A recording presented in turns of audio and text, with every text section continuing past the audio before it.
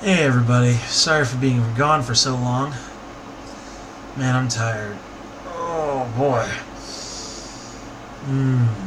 Anyway. So,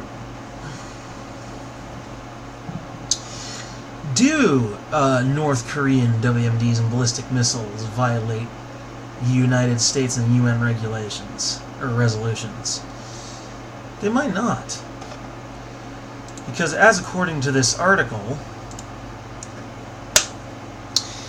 the missiles flew on a flattened lower altitude trajectory, leading some officials in South Korea to question whether they should be categorized as ballistic missiles, and therefore a violation of UN resolutions. North Korea, in a statement on Monday, denounced Michael Bolton as more than ignorant.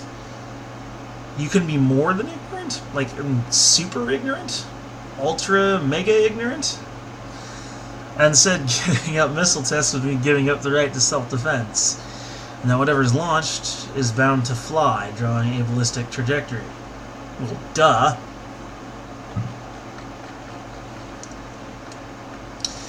This claim of the North Koreans' entire weapons of mass destruction program violating U.S. resolutions and UN resolutions.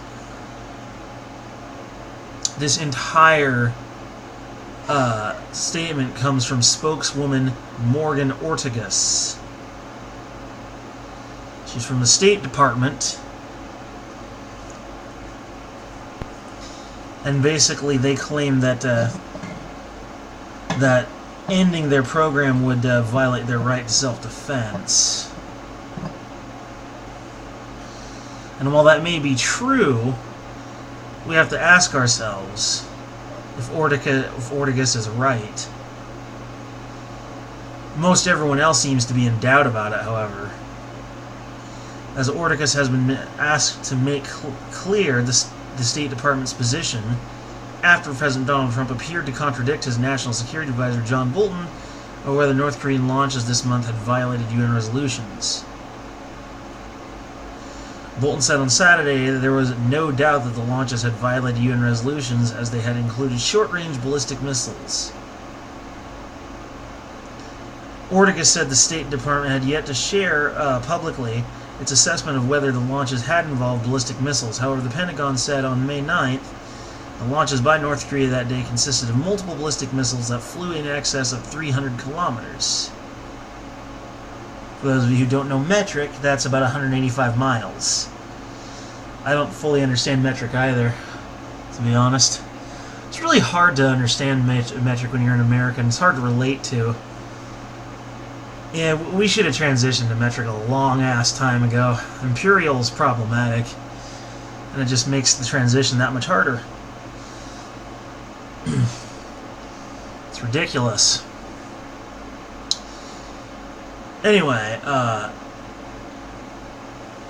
during a visit to Japan on Monday, Trump alluded to Bolton's views and said he disagreed.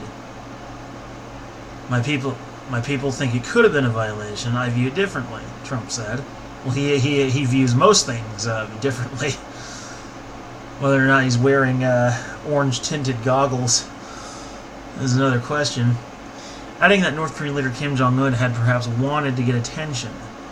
Trump stressed that there had been no nuclear tests, no ballistic missiles going out, no long-range missiles going out, and added that one day there could be a deal with North Korea to end its nuclear program.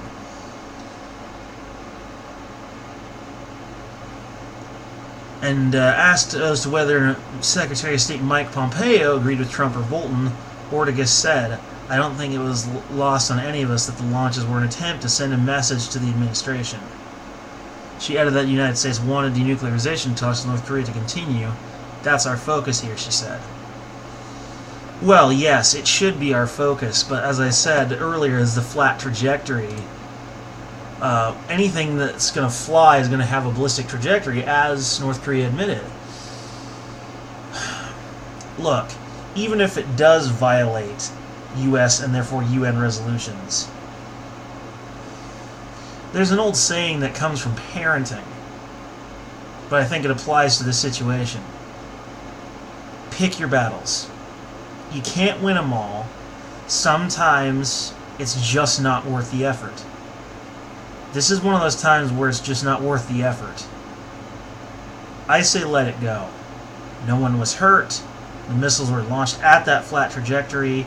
They hit nothing. It was merely a test of a self-defensive missile system, by all appearances. Pick your battles. Let this one go.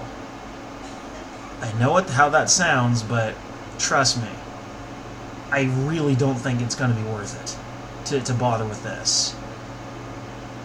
They should really focus themselves on the denuclearization talks, and in particular, in Trump's position, what he should do is he should leave individuals like Michael Bolton and Mike Pompeo home and look for someone in his administration or in the government with actual diplomatic skill to just sit down like reasonable human beings and talk it out like reasonable human beings.